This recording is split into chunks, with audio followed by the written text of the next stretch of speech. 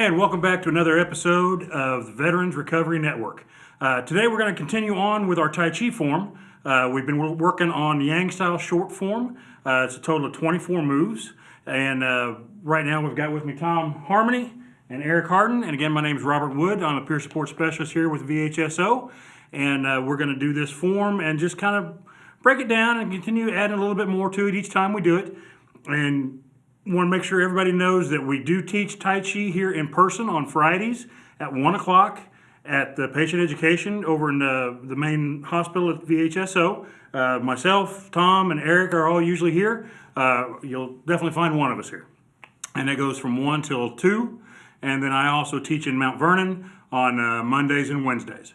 So without any more of my jabbering, I'm going to turn it over to Eric and let him kind of bleed through some of the moves. Okay, so we're going to review what we did last time. We're going to go through the movements, and then maybe we'll stop and reset, and then come back and introduce some new material today. Okay. So I'm not going to say anything. We'll just demonstrate the first part. If you you can refer to the other video and get the detailed information about those movements. Okay.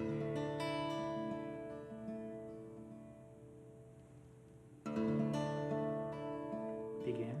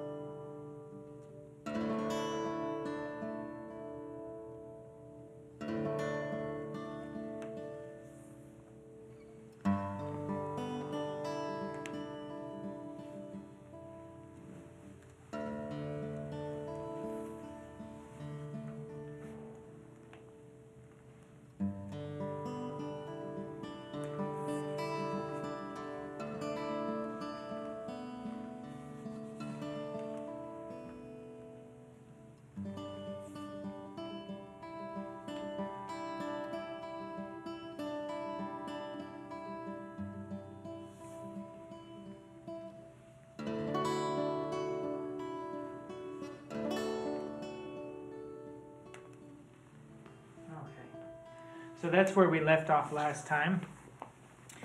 And so now we're going to introduce some new movements. And let's start here from the white crane spreads its wings. And so then we're going to transition into brush knee. And this first white crane spreads its wings is a little bit different. So we twist our body one direction, you twist your body to the left, and then your right hand circles down, your left hand circles up, and then you twist your body to the right. And then this is kind of like a spiral moving forward. Open your chest, bend your right hand close to your ear, next to your eye, make a step, and then gradually shift your weight forward and press at the same time. And then settle into your posture, make sure everything is nice and comfortable. And then we're going to go on to our second brush knee. So you're going to turn your waist to the left, and at the same time your left hand coils over, like so. Now my chest is closed.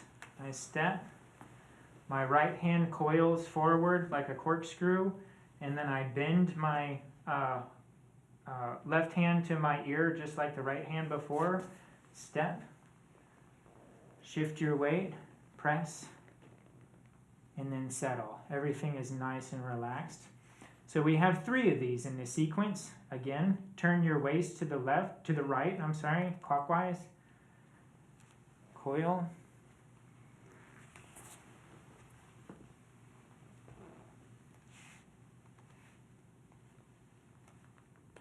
Settle. Good. Okay, so the next one is Shohui Pipa. It means play the lute. So you're going to kind of make a half step with your feet, like so. And at the same time, you're going to reach forward with your right hand. And then you're going to rotate your hand back like you're cranking a big wheel. This kind of movement. And at the same time, your left hand circles up and then you transition all of your weight onto your right leg, and then change your foot position onto your heel. Yeah, hand open. So let's do that one again. From here, you're gonna reach, make a half step, circle back with your right hand, circle up with your left hand, and change your foot position here. Good. Okay, now the next movement is called repulse monkey. So open your chest, not too far back, maybe like a right angle is comfortable. Both palms are facing up. And then I like to, you don't have to do this, but I like to emphasize the kick here. And so I pick my knee up a little bit higher. And then again, like the brush knee, you fold your right hand to your ear and then step back. And then gradually shift your weight back, and your hands like a clothesline. You pull with one side and push with the other, and open your chest. Good. And then coil. Do the same thing on the other side. So bend your left ear, your left hand to your ear. Step back like a closed line, and then I open my chest. So I close my chest and then open my chest. I want these movements to come from my chest and spine as much as possible. And then we have 4 of these in the sequence. So we'll keep going. Coil, open your chest, bend, close your chest, step and press, open, step and press.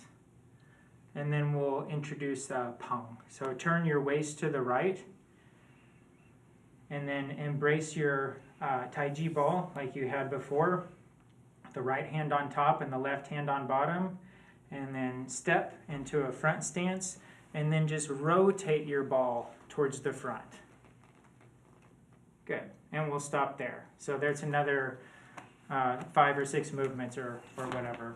So what do you think? Do you guys have any questions? Or Well, there's, yeah, we talked about this some before, that we all 3 come from different schools. I love watching what you're doing. It really is different than what I'm used to, but good. You know, it's just seeing, like for repulse the monkey, the way I've done it in the past has just been from strum the lute, is just kind of just sliding back. But you had so much more in the motion, and I really enjoy trying to practice that up and bring it that way. So the hand movements, those are going to take me a little time to get used to, because I'm, even for a brush knee push, I was always low block heel palm, and which I guess it's still what it is, but for some reason when you do it, it's a lot more elegant than when I do it. Oh, thank you. The way that you're doing it is absolutely correct. Yeah. So it depends on your intention.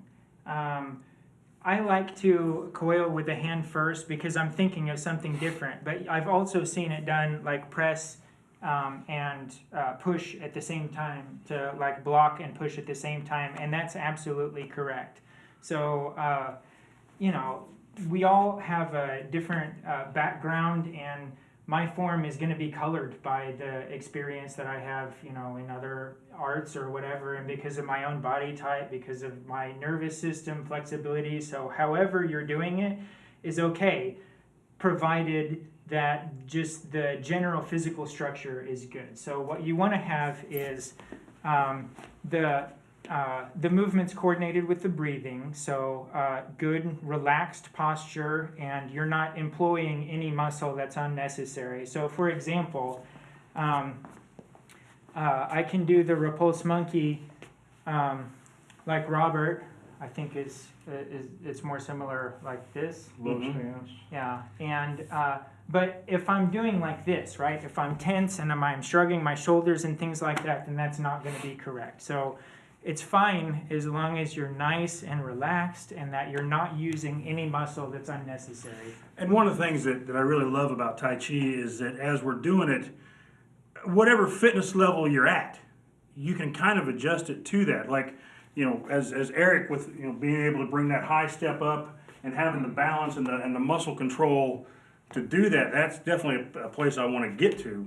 But even having a narrower stance, getting the body mechanics down, like you said, just getting the general idea, and then as you grow with it, it's such a simple form, and there's still so many places that you can grow and improve to go from having a stance like this to having the stance like that, and as you go through. So it's one of those things that as you're watching this, don't get frustrated if you're not perfect, because none of us are perfect. None of us are.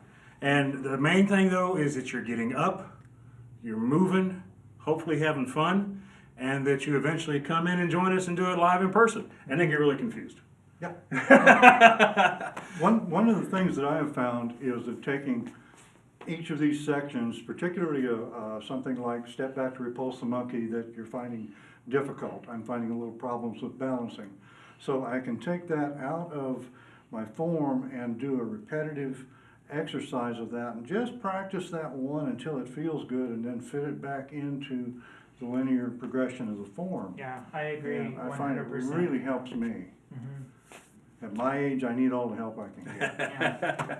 And so the form is, it's beautiful, and it's definitely worthwhile to learn the movements and to learn the form, and you want to have this like beautiful flowing form that you can practice. But if you just have one movement, okay, so if you just have the first movement, if you just have this first grass sparrow's tail or part wild horse's mane, then and you have the correct breathing, and you have the correct focus, and you have the correct body mechanics, you can reap the full spectrum of health benefits that Tai Chi has to offer with just one movement. You don't have to have the whole form. So it's really good to, you can practice your part wild horse's mane on one side, and then just transition to the other side, just rocking back and forth, or just stepping, go down to the mailbox, doing your part wild horse's mane, or in the aisle of the grocery store, or wherever. And I have done it in a grocery store, and I do get interesting looks when I'm going down the cereal aisle that way, but it's a lot of fun. You never know what you're going to get. Yeah. So let's go ahead and go through that one more time from the White Crane Spreads Its Wings. Okay, sounds good. Okay, so we're here, and I'll shut up this time, and we'll just go through it, okay? I'll call out the movements. So we're going to brush knee,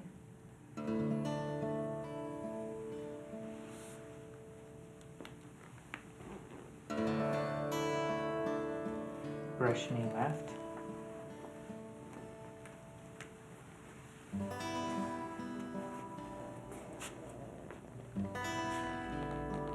brush knee right,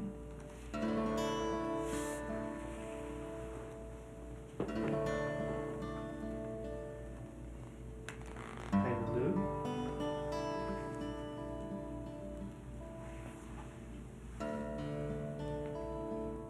repulse monkey,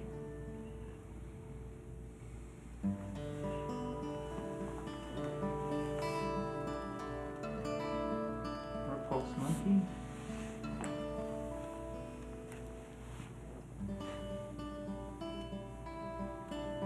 repulse monkey,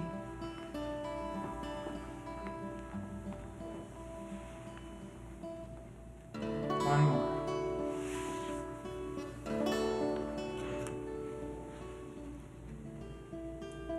palm,